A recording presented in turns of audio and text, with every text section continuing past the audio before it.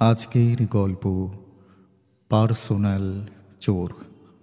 রচনা সুন্দর মুখোপাধ্যায়। গল্প পাঠ অরুময় চক্রবর্তী। গল্প পার্সোনাল চোর। বিডিও অফিসের নতুন বড়বাবু ধোপধুরস্ত, কিন্তু গেরস্ত বউকে ভয় পায়। রমাপদবাবু তাকে আপন ভেবে নিল। এটাই হলো মস্ত ভুল। তাতে রবিবারেও গোলামি। এই অফিসে রমাপদবাবু বড়বাবুর থেকে মাত্র এক ধাপ নিচে। 30 বছর একই চেয়ারে। শুনতে মাত্র এক ধাপ নিচে হলে কি হবে, কোনো দামই নেই। বিবাহিত জীবনের মাত্র এক ধাপ নিচে, যেমন আনম্যারিড লাইফ। বড়বাবুর চেয়ারে ঠিকাদাররা উপর করে দেয়। বিডিও সাহেব হেসে কথা বলে। চেয়ারের মেজাজ আছে। আসলে ফিনিশিং জিনিসটা রমাপদবাবুর অভিধানে নেই। লম্বায় আনফিনিশড, 5 ফুট 1 ইঞ্চি। চওড়া হওয়ার কাজ শুরুই হয়নি। ল্যাম্পহীন ল্যাম্পপোস্টের মতো এক হারা, ছায়াও হয় না। অফিসে নেক্সট টু বড়বাবু। সংসারে ছেলেমেয়েরা বড় হয়ে যাওয়ার পর এখন প্রায় দ্বাদশ ব্যক্তি। অমন টিপটপ বড়বাবু কমলেন্দু সাহা এদিন উস্কো খুস্কো চুল, না কামানো দাড়ি নিয়ে অফিসে এসেই রমাপদবাবুকে ডেকে পাঠালেন। খাতির করে সামনের চেয়ারে বসে জিজ্ঞাসা করলেন, চা খাবেন নাকি? রমাপদবাবু হ্যাঁ এর মাথা নেড়ে হাঁ করে তাকিয়ে থাকলেন। বড়বাবুর একই হাল। মনের কথাটি যেন পড়ে নিলেন কমলেন্দু সাহা। সরাসরি বললেন, কাল রাতে বাড়িতে চোর ঢুকেছিল। সঙ্গে সঙ্গে রমাপদ কর্মকারের আলগা ভাব উধাও। সোজা হয়ে বসলেন। পাকা গোয়েন্দার মতো বড়বাবুর দিকে গভীর মনোযোগে তাকিয়ে নিজের অজান্তেই একটা বিড়ি ধরিয়ে নিলেন। রমাপদবাবু গোয়েন্দা নন। তার 3 কোলে কেউ কখনো তা ছিলও না। কয়েক পুরুষ ধরে তাদের বংশে কেবল কেরানি জন্মগ্রহণ করে চলেছে। তবু এ তল্লাটে কোথাও চুরির গন্ধ পেলে রমাপদবাবু সেখানে পৌঁছে যান। পাবলিক তাকে খাতিরও করে। অগাধ অভিজ্ঞতা। 3-4টে একই রকম চুরির রেফারেন্স দাঁড়িয়ে দাঁড়িয়ে দিয়ে দেন। তার ভূমিকা অনেকটা গেস্ট লেকচারারের মতো। যে শুনবে সে সমৃদ্ধ হবেই। চোর সর্বত্র বিরাজমান। শোবার ঘরে, বাড়ির ছাদে, ভিড় রাস্তায় কি নির্জন মাঠে, কোথায় নেই। রমাপদবাবুর ধারণা, সঠিক সময় জ্ঞান, নিখুঁত ফিনিশিং, এই দুটো মস্তগুণ না থাকলে চোর হওয়া যায় না। এক মুখ ধোঁয়া ছেড়ে তিনি জিজ্ঞাসা করলেন, চোর কখন? রাত তখন প্রায় 2:30। তা কি গেল? কমলেন্দু সাহা বললেন, কিছু না, আবার সব কিছু, তবে সর্বস্ব নয়।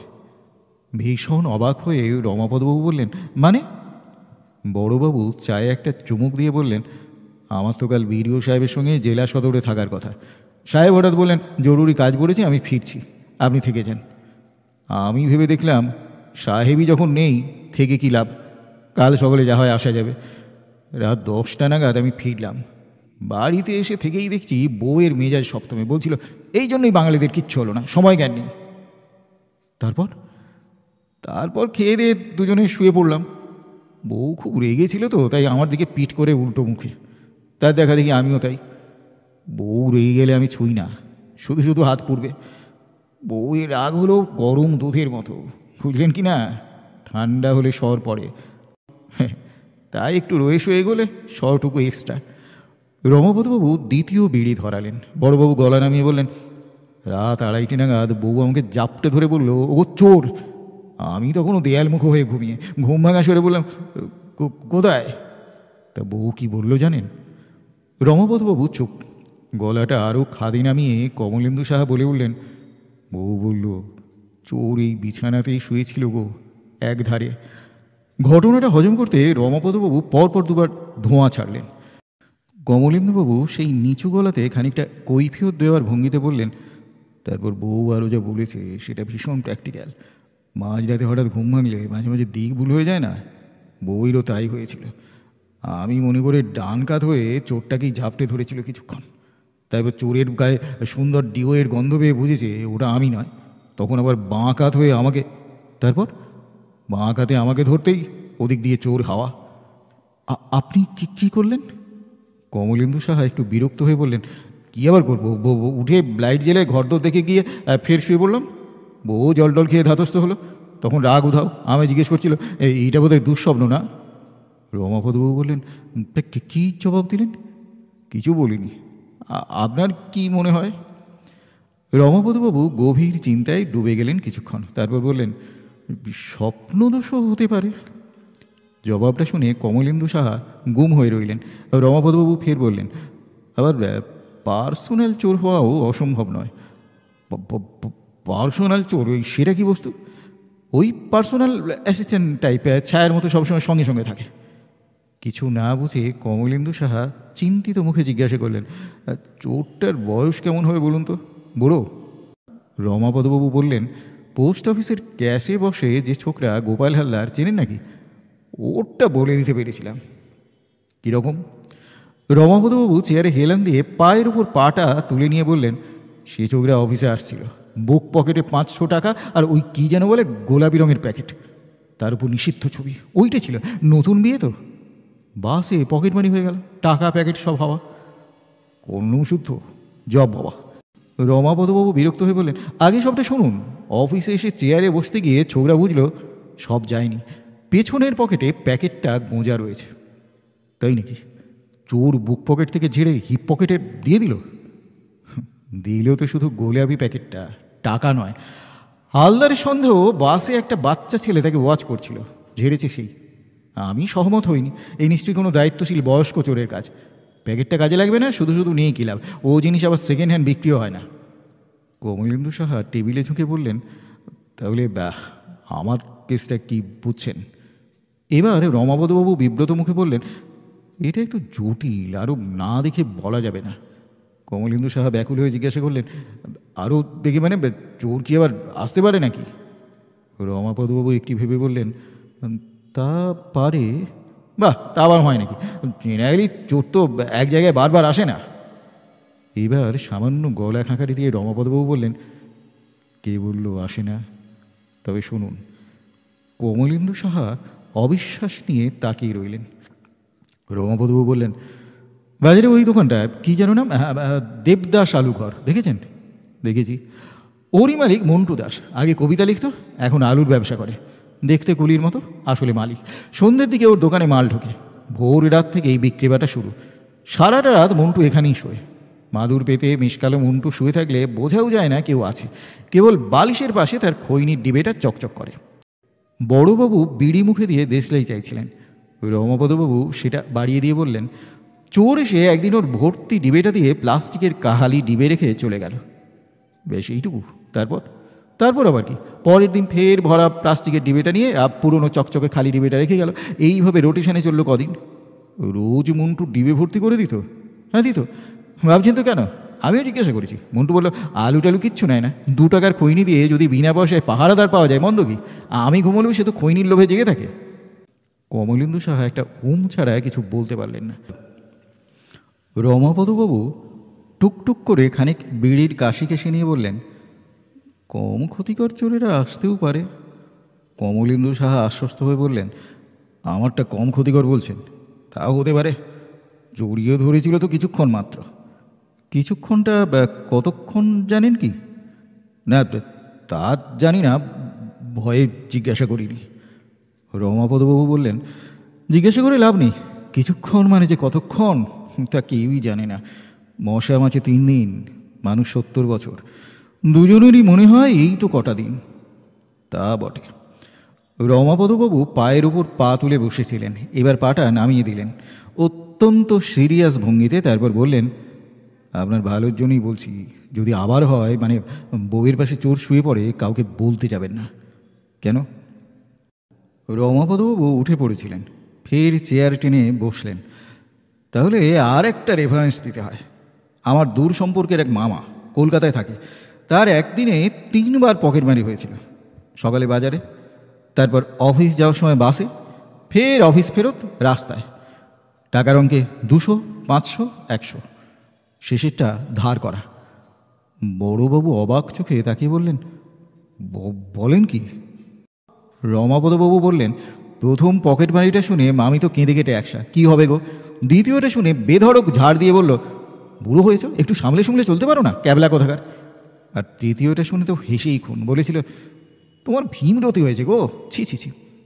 তাই বলছি, রিপিটেশন জিনিসটা মারাত্মক। কেউ দুঃখ করে না, সন্দেহ করবে, হাসবে। কমলেন্দু সাহা চোর এলেও বলা যাবে না? থানা ছাড়া তো কোথাও এই জিনিস শেখায় না। রমাপদবাবু উঠে পড়লেন, পাশের ঘরে নিজের চেয়ারে যাবেন। আজ রবিবার, অফিসিয়ালি অফিস নেই, কিন্তু সাহেব বড়বাবুকে অফিসে থাকতে বলেছেন, জরুরি মিটিং। বড়বাবু আবার রমাপদবাবুকে। গোটা অফিসে শুধু তারা দুজন। জরুরি মিটিং, অথচ সাহেবের দেখা নেই। কিছুক্ষণ আগে তিনি ফোনে জানিয়েছেন আমি না আসা পর্যন্ত কোথাও যাবেন না, দেরি হতে পারে কিন্তু আসছে। পরপর দুটো ফোন, প্রথমটা সাহেবের, দ্বিতীয়টা করল বড়বাবুর মিসেস। ফোন তুলতেই মহিলা কণ্ঠ ঝাঁঝিয়ে বলে উঠল, এখন বাড়িমুখো হয় না, আমি পার্লারে যাচ্ছি, তোমার কাছে চাবিও তো নেই, ফিরে এসে ফোন করব। বড়বাবু কেবল বলতে পারলেন, পার্লারে ফের সাজগোজ, মানে আবার চোর আসার চান্স। কেসটা নিয়ে ভাবতে ভাবতে পাশের ঘরে নিজের পুরনো কাঠের চেয়ারটায় এসে বসলেন রমাপদবাবু। তারপর জল খাবেন বলে টেবিলে রাখা ব্যাগের চেনটা খুলতে গিয়ে থমকে গেলেন তিনি। আরে, আজ তো তিনি ব্যাগই আনেননি। ঘণ্টাখানেকের মিটিং, টিফিন, জলের বোতল কিছু নেই, শুধু শুধু ব্যাগ বয়ে কী হবে? তাহলে এটা কার ব্যাগ? জিনিসটা নেড়ে চেড়ে দেখতে লাগলেন। তার ব্যাগের মতোই অনেকটা, কেবল সাইজে একটু বড়। ট্রেনে সিটের পাশে রাখা ছিল, ভুল করে নিজের মনে করে নিয়ে ফেলেছেন। ফাঁকা অফিসের চারদিক দেখে নিয়ে সন্তর্পণে খুলে ফেললেন ব্যাগটা। ভিতরে গামছা, জলের বোতল, একটা মোটা ডায়েরি আর 1000 টাকার 10টা নোট। 10,000। ডায়েরিটা বের করে দেখলেন, প্রথম পাতাতেই নাম, ঠিকানা, ফোন নাম্বার জলজল করছে। যাক, ফেরত দেওয়ার কোনো অসুবিধা নেই। কিন্তু এতক্ষণ যে লটারি পাওয়ার মতো একটা শিরশিরে আনন্দ ছিল, সেটা উধাও। 10,000 টাকায় ভালো ফার্নিচার হয়, দামি মোবাইল কেনা যায়, বউয়ের গয়নাও হতে পারে। আর এ তো চুরি নয়, পড়ে পাওয়া। ডায়েরির ওই একটা পাতা না থাকলে সবই হয়। ফরফর করে পাতাটা ছিঁড়ে নিলেন তিনি, তারপর কুচি কুচি করে ফেলে দিলেন জানালার বাইরে। হাওয়ায় সেগুলো উড়ে গেল। সঠিক সময় জ্ঞান ও নিখুঁত ফিনিশিং। টাকা এখন রমাপদ কর্মকারের পকেটে, বাকি জিনিসগুলো ব্যাগেই রেখে চেন টেনে দিলেন তিনি। বাইরে মোটর বাইকের শব্দ পাওয়া যাচ্ছে। এই বোধহয় সাহেব এলেন। রমাপদবাবু ব্যাগ হাতে ফের গিয়ে বসলেন বড়বাবুর পাশে। বিডিও সাহেব নিজের চেম্বারে, আসবেন এক্ষুনি। কমলেন্দু শাহ উসফুস করছিলেন। একটু পরে ফিসফিস করে জিজ্ঞাসা করলেন, কী যেন একটা চোরের কথা বলছিলেন, ওই যে ছায়ার মতো সঙ্গে সঙ্গে থাকে? পার্সোনাল চোর, খুব উপদ্রব বেড়ে গেছে আজকাল।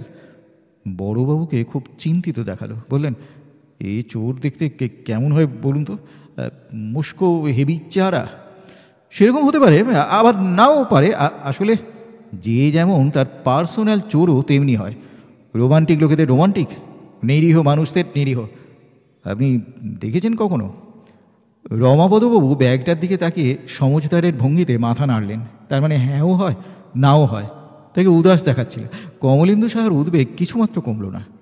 এদিকে বিডিও সাহেব এসে পড়েছেন, তাকে খুশি খুশি চনমনে দেখাচ্ছে। তিনি আসামাত্র গোটা ঘর দামি ডিওর গন্ধে মম। টেবিলের উপর রাখা ব্যাগটা দেখিয়ে বললেন, কী ব্যাপার, কোথাও যাওয়ার প্ল্যান আছে নাকি দুজনের? রমাপদবাবু কুণ্ঠিত স্বরে বললেন, না না স্যার, এটা একটা বেওয়ারিশ ব্যাগ, ট্রেনে পড়েছিল। চেয়ার ছেড়ে প্রায় লাফিয়ে উঠে বিডিও সাহেব বললেন, বেওয়ারিশ? বোমটোম নেই তো? কিছু নেই স্যার, ওসব ঝামেলা এখানে রাখার দরকার নেই, থানায় জমা করে দিন যান। আনআইডেন্টিফাইড মানি ডেঞ্জারাস। মিটিং মুক্ত রমাপদবাবু থানায় যাওয়ার জন্য সবে চেয়ার ছেড়ে উঠেছেন। বিডিও সাহেব কমলেন্দু সাহার কাঁধে একটা হাত রেখে বললেন, সুন্দরী স্ত্রী হলো দামি গয়নার মতো, না থাকলে আফসোস, থাকলে উদ্বেগ। সবচেয়ে বড় কথা হলো, রমাপদবাবু থমকে দাঁড়ালেন। এই ডায়ালগের শেষটা না শুনে যাওয়া যায় না। সাহেব বললেন, সবচেয়ে বড় কথা হলো, গয়না যতই আপনার হোক, ইস কি সুন্দর বলে লোকে একটু নেড়ে চেড়ে দেখবেই। কি বলেন? রাত দুপুরে একটু চোর টোর আসবে, অত চিন্তার কি আছে? রমাপদবাবু আর থাকতে পারলেন না, মুখ ফসকে বেরিয়ে গেল, রাত দুপুর মানে কি স্যার? রাত ও দুপুর দুবেলাতেই? প্রশ্নটা করে ফেলেছেন, কিন্তু জবাব শোনার সাহস হলো না। তাড়াতাড়ি বেরিয়ে গেলেন। বাইরে এসে সবে একটা বিড়ি ধরিয়েছেন, দেখলেন বড়বাবু হন্তদন্ত হয়ে তার দিকেই আসছেন। এসেই বললেন, আপনার এত অভিজ্ঞতা, কিন্তু কিছু একটা করুন, শুনলেন তো? আনআইডেন্টিফাইড মানি ডেঞ্জারাস। রমাপদবাবু কিছুক্ষণ চুপ করে দাঁড়িয়ে রইলেন। বিড়িতে ঘন ঘন কয়েকটা টান দিয়ে জিজ্ঞাসা করলেন, চোরের ব্যাপারটা কে কে জানে বলুন তো? কেন, আমি, আপনি, আমার বউ আর যে চোর? রমাপদবাবু মাথা দুলিয়ে বড়বাবুর বলা কথাটা বিড়বিড় করে ফের দুবার রিপিট করলেন। তিনি যে গভীর চিন্তামগ্ন বোঝা যাচ্ছিল। অত্যন্ত নিচু স্বরে বললেন, 4 জন অর্থাৎ চতুর্থ মানে? কমলেন্দু সাহা জিজ্ঞাসা করলেন, কিছু বলছেন?